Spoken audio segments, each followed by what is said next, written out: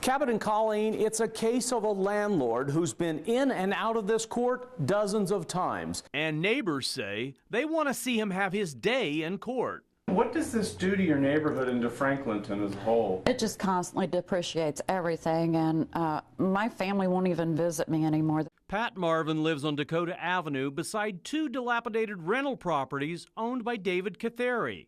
One, the city closed for code violations. That's in the middle of a quitclaim deal. The other home, he and the city agreed to a 2011 civil case to evict renters if illegal activity was found. Yesterday, he was ordered to appear for not complying with that order. There is an issue of illegal drug activity at the property at issue today, and that is 50 Dakota Avenue.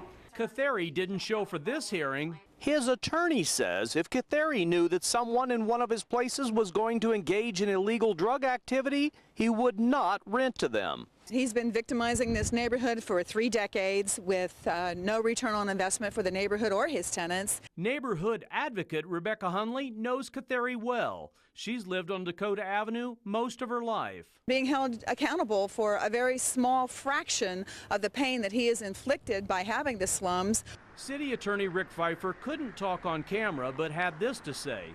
The goal is to give chronic offenders their day in court, but request they keep their properties from hurting the value of others' properties. Here is what an NBC4 investigation found out about Catheri.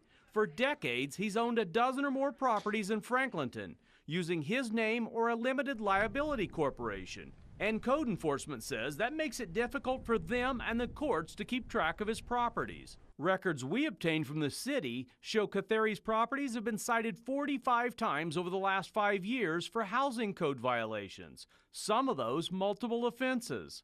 But unfortunately, we have such weak code laws that even though code enforcement is doing their very best, they really have to have access to the inside of the house. In the case pending in the municipal court, paperwork shows the home was recently busted by Columbus police for criminal activity. The fish hooks and the bombs were thrown at my dogs because they bark at their customers as they're coming and going.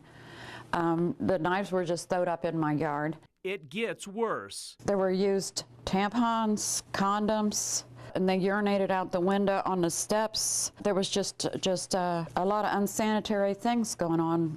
In Columbus, Rick Reitzel, NBC4.